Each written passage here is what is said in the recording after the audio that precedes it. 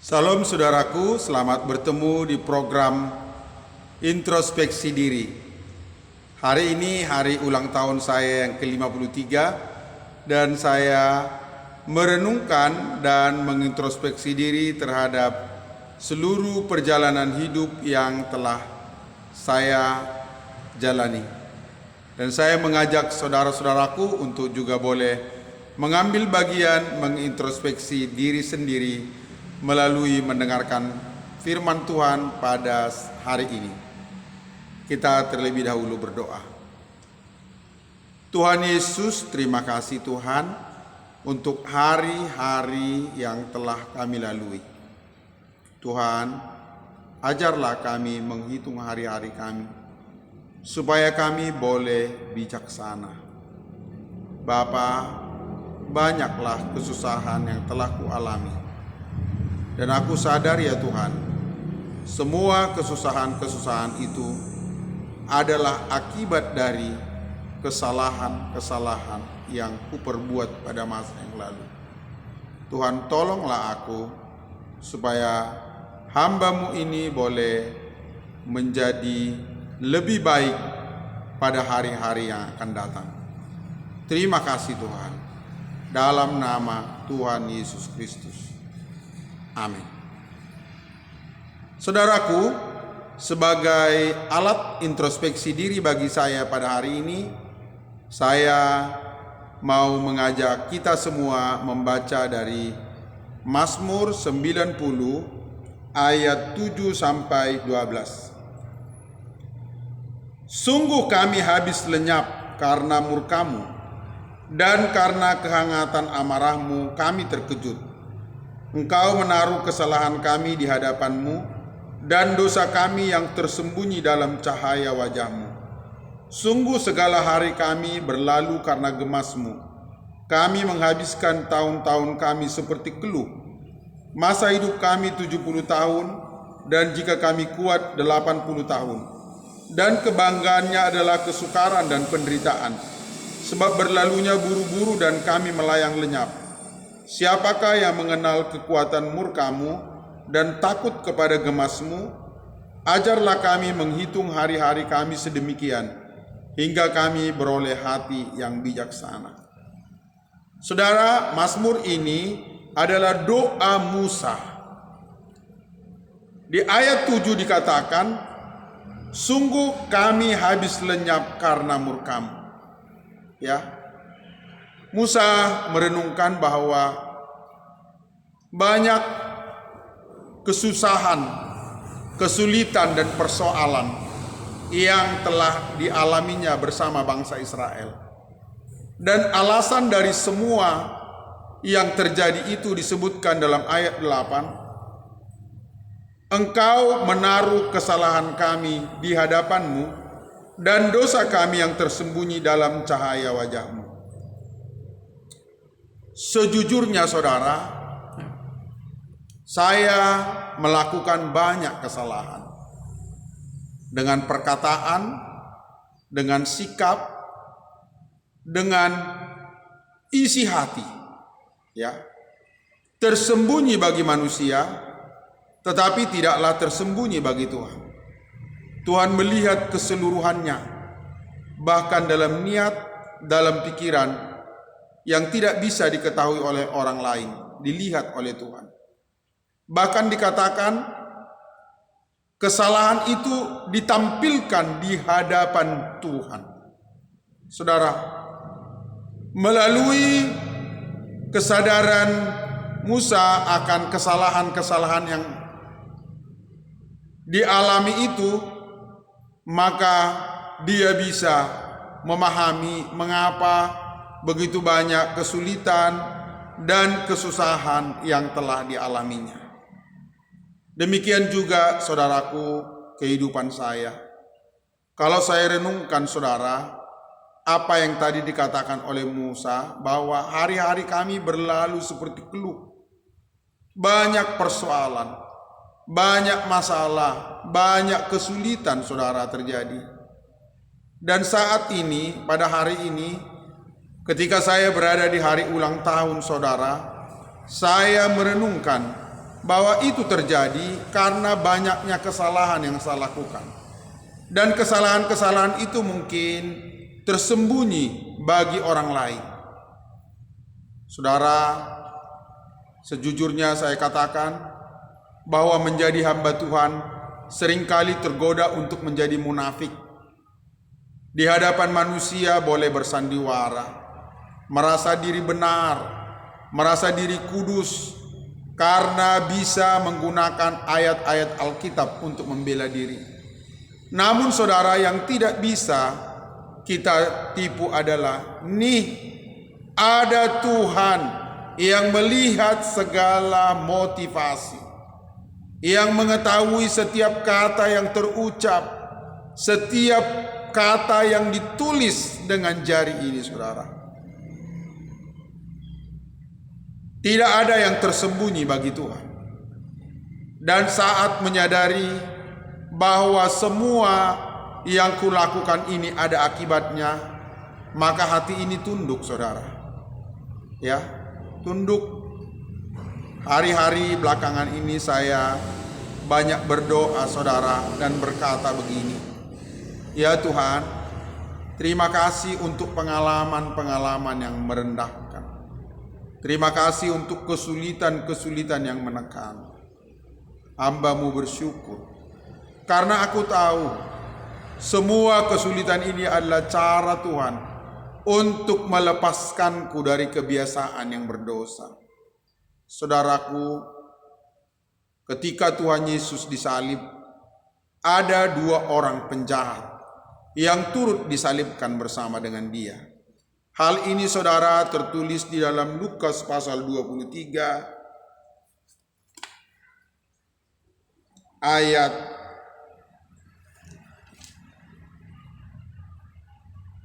39. Seorang dari penjahat yang digantung itu menghujat Dia, katanya, bukankah engkau adalah Kristus? Selamatkanlah dirimu dan kami. Tetapi yang seorang menegur Dia, katanya, tidakkah engkau takut juga tidak kepada Allah, sedang engkau menerima hukuman yang sama? Kita memang selayaknya dihukum, sebab kita menerima balasan yang setimpal dengan perbuatan kita. Tetapi orang ini tidak berbuat sesuatu yang salah. Lalu ia berkata, Yesus, ingatlah akan aku apabila engkau datang sebagai Raja. Kata Yesus kepadanya, aku berkata kepadamu, sesungguhnya hari ini juga engkau ada bersama-sama dengan aku di dalam Firdaus. Saudaraku, ada 2 orang yang turut disalibkan bersama dengan Tuhan Yesus. Satu di sebelah kanan, satu di sebelah kiri. Yang di sebelah kiri menginginkan supaya Tuhan melepaskan mereka dari kesusahan itu. Namun yang di sebelah kanan, tadi saya baca di dalam ayat 41, dia berkata kepada temannya, kita memang sepantasnya menerima hukuman ini, sebab ini sama adilnya dengan perbuatan-perbuatan jahat yang kita perbuat. Saudara, orang yang mengintrospeksi diri, yang sadar bahwa penyaliban itu adalah sebagai hukuman atas kejahatan yang dilakukannya, memperoleh ampunan dari Tuhan. Dia dikatakan oleh Tuhan Yesus, engkau akan berada di Firdaus bersama-sama dengan aku pada hari ini. Dua-duanya berbicara kepada Tuhan, tetapi hanya permohonan orang yang kedua atau yang di sebelah kanan Tuhan Yesus yang dikabulkan. Sedangkan permohonan yang di sebelah kirinya tidak dikabulkan oleh Tuhan. Karena apa, saudara? Dia ingin beban masalah yang dialaminya diangkat, saudara, tanpa sadar bahwa beban masalah yang dialaminya, yaitu penyaliban itu, adalah akibat dari perbuatannya sendiri. Di dalam Galatia 6 ayat 7 dikatakan, jangan sesat, Allah tidak membiarkan dirinya dipermainkan. Sebab apa yang ditabur orang, itu juga yang akan dituainya. Penjahat yang di sebelah kanan sadar betul, saudara, bahwa penderitaan di salib adalah bagian dari hukuman atas kejahatan yang diperbuatnya, saudara. Karena itu Tuhan menyayangi dia. Ini, saudara, memperkuat saya untuk mengintrospeksi diri. Ternyata, saudara, doa orang yang introspeksi diri diperkenankan oleh Tuhan. Orang yang introspeksi diri ini berkata, Tuhan, ingatlah akan aku kalau Engkau menjadi raja. Dia tidak berkata kepada Tuhan, Tuhan, angkatlah beban masalah ini. Tidak, dia sadar, saudara, bahwa beban masalah ini adalah akibat dari kesalahan-kesalahanku. Ini adalah risiko yang harus kutanggung. Saudara, banyaklah penderitaan yang kita alami karena kesalahan kita sendiri. Namun enteng sekali kita berkata kepada Tuhan, Tuhan, mohon angkat beban ini. Saudara, seorang yang selalu menikmati manisnya makanan dan minuman, lalu terkena penyakit gula, tidak mau menerima risiko atas perbuatan yang telah dilakukannya. Dengan mudahnya dia berkata, Tuhan, angkatlah penyakit ini, Tuhan. Tanpa sadar bahwa aku menderita ini karena kesalahanku. Saudara, seringkali saya harus tunduk di hadapan Tuhan dan menyesal. Saya berkata bahwa masalah yang kuhadapi ini adalah karena kesombonganku. Tuhan, ampuni aku, Tuhan. Saya merindukan supaya saya bisa menjadi lebih rendah hati. Saya berdoa dan berharap, Tuhan, proses aku, Tuhan, supaya aku menjadi seorang yang rendah hati, seorang yang lembut, seorang yang sabar. Saudara, ketika orang lain mengkasari saya sadar, saudara, banyak orang telah saya kasari. Ketika orang meremehkan saya sadar, saudara, saya telah terlalu banyak meremehkan orang. Ketika orang lain, saudara, merendahkan saya, bahkan mungkin mengata-ngatai saya dengan jujur, saudara, mengakui bahwa saya telah terlalu banyak mengata-ngatai dan merendahkan orang lain. Saudaraku, tadi pagi saya bertemu dengan seorang bapak.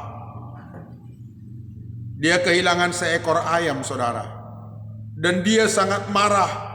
Karena bapak ini pada zaman dahulu adalah preman, saudara. Dia berkata, kurang ajar, siapa yang berani mencuri ayam saya? Bapak ini sudah bertobat, saudara. Saat dia berteriak begitu marah, lalu roh Tuhan berkata kepadanya, sudah berapa banyak harta orang lain yang kau curi? Pada saat itu dia diam, saudara. Dia tidak melanjutkan amarahnya. Dia sujud berdoa dan berkata, Tuhan, ampunilah saya. Ternyata ketika hartaku dicuri, sakit ternyata. Ya, selama ini dia selalu mencuri harta orang lain dan dia tidak merasa sakit. Namun ketika hartanya dicuri, saudara, dia merasa sakit. Saudara, ada akibat dari setiap perbuatan yang kita lakukan. Karena itu, di dalam Mazmur 90 tadi, Musa berkata, ajarlah kami menghitung hari-hari kami, supaya kami beroleh hati yang bijaksana. Hati yang bijaksana artinya, saudara, hati yang menimbang. Kalau ini kulakukan kepada orang lain, maka ini pula yang akan datang kepadaku. Kalau ini kuperbuat kepada orang lain, ini pula yang akan diperbuat orang lain kepadaku. Karena itu saya mendorong saudara, mari kita lebih mudah untuk memaafkan saudara. Sebab sadarlah betapa perihnya jika Tuhan tidak mengampuni kesalahan kita. Saudara, saya masih jauh daripada apa yang saya sampaikan pada hari ini. Masih banyak hukuman dan persoalan yang datang kepada saya karena perbuatan-perbuatan saya. Dan di hari ulang tahun ini saudara, saya tidak berani meminta apapun kepada Tuhan. Saya hanya meminta, Tuhan, berikan saya kerendahan hati. Berikan saya kesabaran dan kelembutan. Saya rindu, saya tidak mau lagi berbuat hal-hal yang salah pada masa yang lalu. Saya mau berjuang untuk tidak membicarakan keburukan orang lain. Karena saya sadar saudara, saya merasa kesakitan ketika keburukan saya dibicarakan. Saudara, saya mengajak, mari kita ketika berulang tahun, kita jadikan menjadi hari introspeksi diri.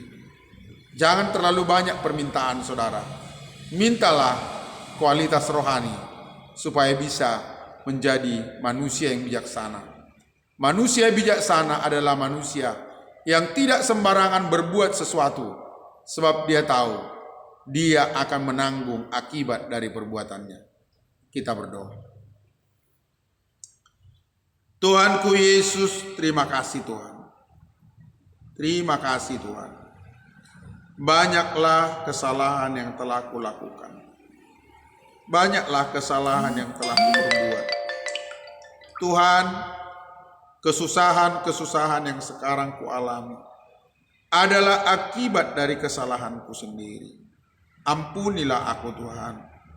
Tolonglah aku Bapa, supaya aku benar-benar bersikap, bertindak, berbuat sebagaimana yang Tuhan mau.